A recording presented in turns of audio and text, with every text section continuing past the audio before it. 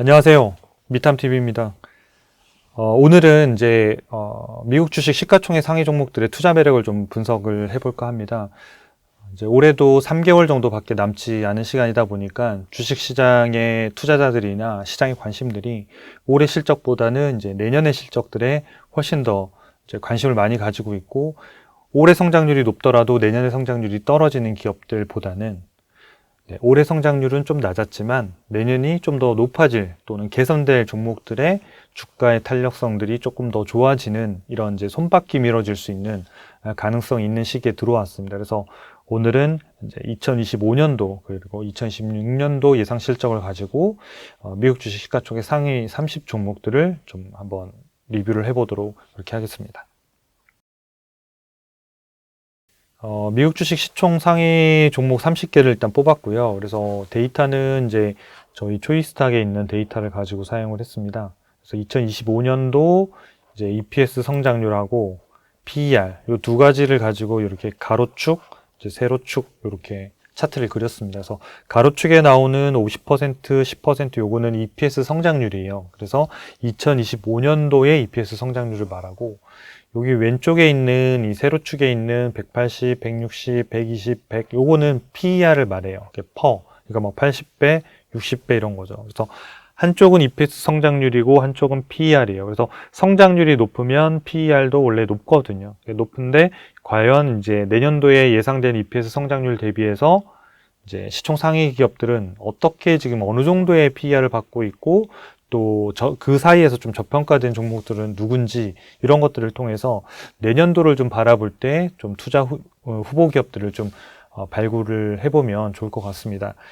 일단은 이제 요 성장률 관련해서 여기 오른쪽에 있는 데이터를 보면 브로드컴이나 이런 엔비디아 이런 데도 워낙 이제 높았지만, 이 브로드컴 같은 경우에는 좀 살펴보면 이제 성장률이 높다고 해서 무조건 뭐 좋은 이런 케이스들은 아니에요. 좀 이제 유의해서 좀 살펴보실 필요는 있는데, 어쨌든 개별 종목으로 가서 또 좀 볼 필요는 있어요. 그래서 제가 다시 그 사이트에서 이 그 브로드컴 데이터를 보는 법을 좀 한번 설명을 드리도록 하겠습니다.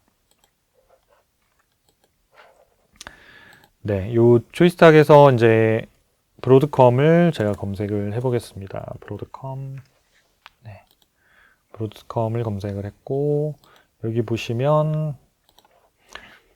요 아래에 이제 성장성 부분들이 상당히 높이 이제 점수가 이제 평가가 됐는데, 맨 밑에 보면 지금 이제 EPS가 이제 우리가 2025년도 데이터를 본다고 말씀을 드렸잖아요. 그래서 여기 1.04달러에서 3.9달러. 그러니까 엄청나게 높은 성장률이 예상이 되는 거잖아요. 그러다 보니까 지금 성장률이 가로축에 상당히 높이 이제 나타나는 거예요. 그러면 우리가 좀 눈여겨봐야 되는 부분은 이제 2022년도 이제 10월달 기준의 법인인데, 요 2024년도 이렇게 시효를 보면 3.3에서 1.0으로 줄었잖아요. 그러니까 떨어졌다가 지금 올라간 상태이기 때문에 지금 기저효과 때문에 상승률이 높은 거지, 실제적인 EPS보다는 성장률이 엄청 높았다고 볼 수는 없는 거예요. 그래서 단순히 전체 데이터를 다 비교했다 하더라도 개별 기업을 반드시 좀 이렇게 좀 확인하는 습관을 좀 가지시는 것이 좋습니다. 그래서 이 3.3달러에서 실제적으로는 요렇게 성장한 게 맞았겠죠. 근데 지금 요 때는 1달러로 많이 떨어졌었는데, 요때 이제 떨어진 이유가, 그러면 매출액도 많이 늘었잖아요. 그러면 이게 성장이 안 좋아서 일어난 현상이 아니라는 거거든요. 매출액이 늘면 기본적으로 이익도 늘어나게 돼 있으니까.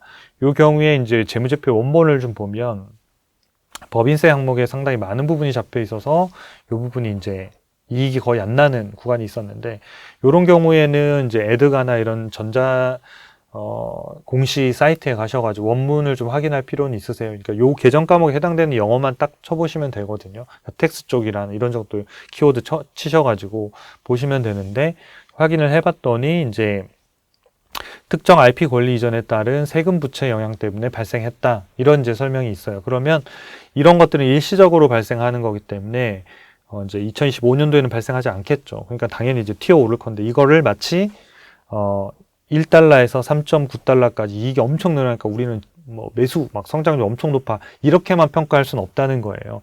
그런 관점에서 지금 요 차트를 여러분들이 교재에서 보시는 게 중요하다. 그래서 브로드컴은 뭐 300% 이렇게 보는 거는 좀 무리가 있다. 아까 그런 부분들. 나머지 이제 이런 형태들 좀 보셔야 되는데, 그런 걸로 보면 시총 상위 종목 중에서는 엔비디아가 압도적으로 높다. 그다음에 뭐 유나이티드 헬스 같은 경우에도 약간 일시적인 부분이 있어서 그 다음에 보면 ASML, 테슬라, 그다음에 뭐 에브비, 그다음에 일라이 릴리 이런 애들이 상당히 이제 성장률이 한 50% 이상 나오는 되게 높은 성장률이 예상이 됩니다. 그래서 이런 기업들 이제 이 나머지 기업들이 요 사이에서 막 조밀조밀하게 몰려 있다니까 잘 안 보여서 제가 좀 맨 오른쪽에 있는 기업이랑 맨 위에 있는 일라이 릴리랑 엔비디아랑 그리고 브로드컴을 뺐어요. 빼고 난 지금 차트를 보여드리는 거예요. 그래서 이 차트는 이제 좀 확대가 좀 돼 있잖아요. 그래서 세 개를 빼고 지금 말씀을 드리면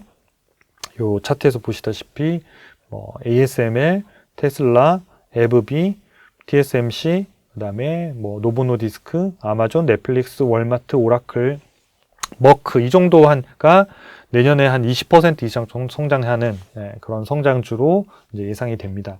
그래서 이런 것들을 보실 때는 결국은 성장률이 높아지면 PER도 높아지기 때문에 여기 중간쯤에 이런 추세나 기울기라고 할 수 있는 부분이 있을 거잖아요. 제가 지금 마우스로 좀 이렇게 보여드리고 있는데 요 정도가 중간 정도 선이 될 텐데 요 선을 기준으로 했을 때 요 위에 있는 애들은 성장률 대비 조금 비싼 거고 요렇게 그었을 때 요 밑에 있는 애들은 성장률 대비 좀 싼 거예요. 그러니까 ASML, TSMC, 머크, 뭐 구글, 그다음에 뭐 여기 뱅크 오브 아메리카, 뭐 존슨앤존슨 요런 쉐브론 이런 데들은 조금 이제 싼 이제 그런 이제 형태들이 되겠죠.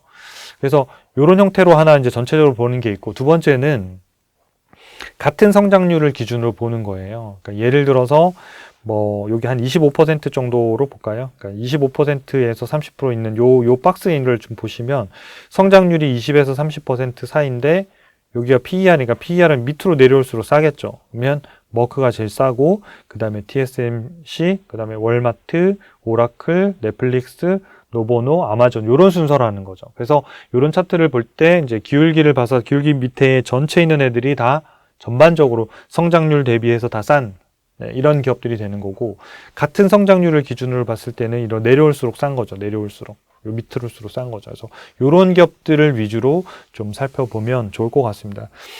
특히 이제 아까 앞에서 저희가 이제 일라이 릴리 같은 경우에는 상당히 높은 성장률을 보였잖아요. 그러니까 얘 같은 경우 실제 성장률이기 때문에 그 기업은 또 초이스탁에서 제가 좀 화면을 보면서 설명을 드리도록 하겠습니다. 네, 다시 여기 화면에 와서 제가 검색을 해보겠습니다. 네, 검색을 네, 일라이 릴리 잘못 쳤군요. 영어로 치겠습니다. 네, 여기 보면 이제 여기서 지금 데이터를 좀 살펴볼게요. 여기 보면 성장성이 80점 나오잖아요. 엄청 높은 성장성. 그러니까 아까 앞서서 보니 그런 차트나 이런 것들을 보시지 않더라도 저희 회사 사이트에서 종목 진단 요 점수만 보더라도 상당히 많은 것들을 정보를 드립니다. 그래서 이게 단순히 한 개 항목으로 구성되어 있는 게 아니에요. 그래서 재무 안전성 그런 무슨 뭐 부채 비율, 유동 비율, 이자 보상 배수, 그다음에 뭐 현금 흐름 뭐 이런 것도 다 체킹을 하는데 그런 것들 개인별로 하면 이제 항목을 다 체크해야 되잖아요. 우리가 야후 파이낸스나 이런 사이트 갈 때도 보면 뭐 안전성이나 이런 것들 체크할 때 뭐 항목들이 다 있잖아요. 뭐 부채 비율, 유동 비율, 이자 보상 비율 뭐 이렇게 쭉 나오는데 그러니까 그런 것들 하나하나씩 그래서 이 부채 비율이 높은 걸까 낮은 걸 다 판단해야 된다고 한다면 이 종목 진단 스코어는 그냥 그 항목들을 통틀어서 점수를 주기 때문에 이 점수가 높으면 그냥 그런 걸 체크할 필요가 없다는 얘기가 되는 거예요. 그래서 이런 종목 진단 점수는 전 종목 다 무료로 제공하고 있으니까 저희 초이스탁에 오셔가지고 이용하시면 좋을 것 같습니다. 밑에 내려보시면 이제 이 성장과 관련된 부분의 데이터가 나오는데요. 이제 2024년도에 일라이 릴리를 보면 이제 여기서 2024년도도 큰 폭으로 증가했지만 2025년도가 15.5달러에서 21.2달러로 이렇게 늘어요. 그래서 상당 부분 성장률이 높은 걸로 나타내기 때문에 내년에도 일라이 릴리는 가격들이 맞으면 언제든지 좀 관심 가지고 편입해야 되는 이게 되게 괜찮은 후보 중에 하나가 될 것 같습니다. 그래서 이 EPS가 내년 같은 경우에는 이게 얼마가 되냐면, 요 매출액 같은 경우에는 574억인데, 내년에는 여기 685억이 돼요. 685억. 네, 자, 685. 여기도 이제 성장을 하고, EPS 같은 경우에는 올해 이제 약간 2025년도에 내년도에 21.2달러에서 내년도 같은 경우에는 여기 27.1달러가 돼요. 요게 다시 28%예요.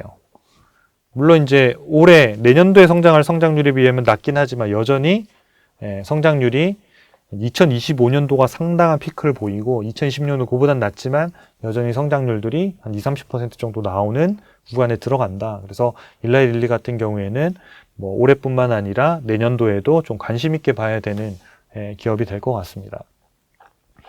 그래서 여기 밑에 이제 주가 EPS 차트를 보면 이제 이것도 저희가 이제 무료로 다 제공해드리고 있는 차트인데, 이런 부분들이 이제 실적들이 올라가면 이런 주가들이 거기에 맞춰서 이렇게 올라가는 거거든요. 이렇게. 그래서 지금 EPS가 여기까지 올라와 있는데 내년도에는 2026년도에는 24점 몇 달러냐 이렇게 그려지겠죠.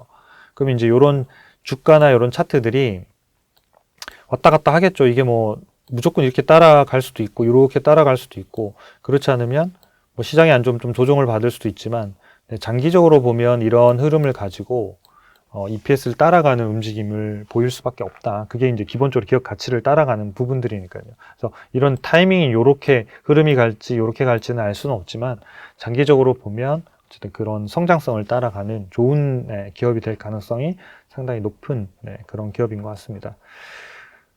다시 화면으로 돌아와서요.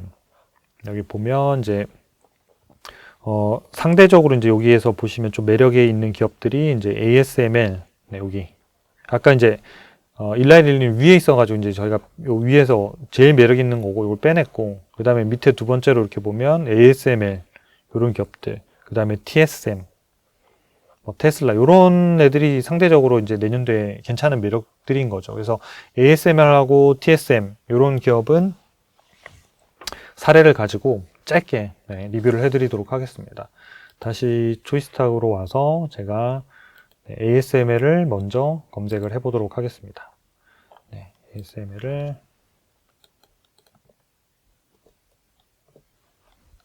ASML 홀딩스고, ASML 홀딩스에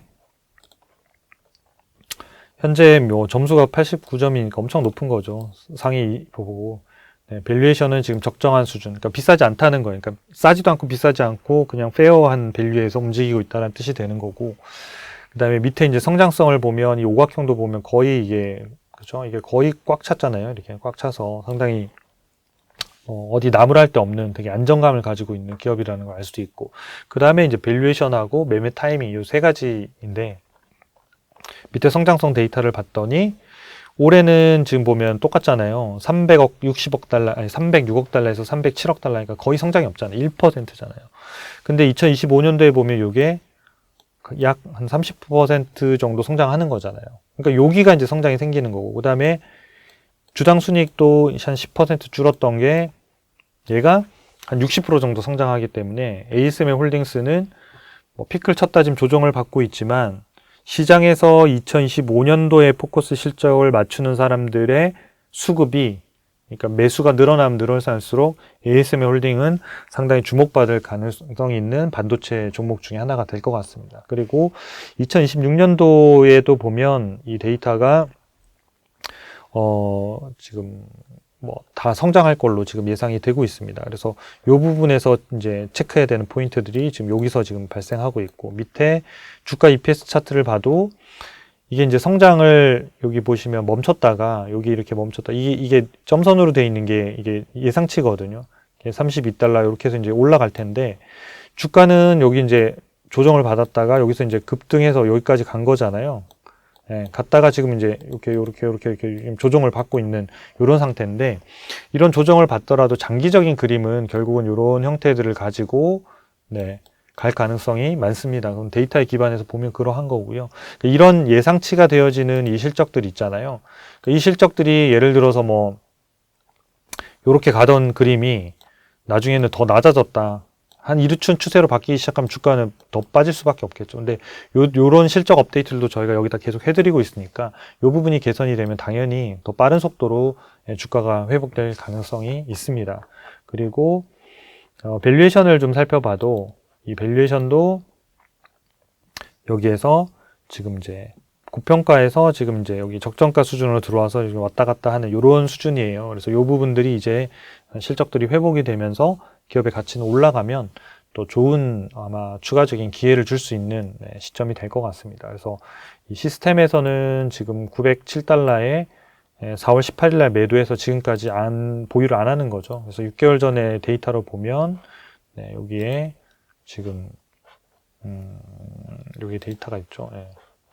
여기에 매도하고 이 시점에서는 이제 뭐 밸류에이션이 비싼데 무너졌다고 봐서 여기 갔는데 여기서 이제 주가가 한동안 반등했다 지금 다시 이제 이렇게 지금 빠져 있는 상태죠. 아직은 이제 매수 신호가 안 나와 있는데 밸류에이션이 지금은 어느 정도 잘 자리를 잡았기 때문에 이제 이 부분이 이제 수급만 조금만 풀리면 아마 다시 매수 신호도 나올 수 있는 그런 위치의 데이터를 갖고 있는 회사가 ASML 홀딩스가 될 것 같습니다. 그 다음에 이제 TSM을 좀 살펴볼 텐데요. TSM은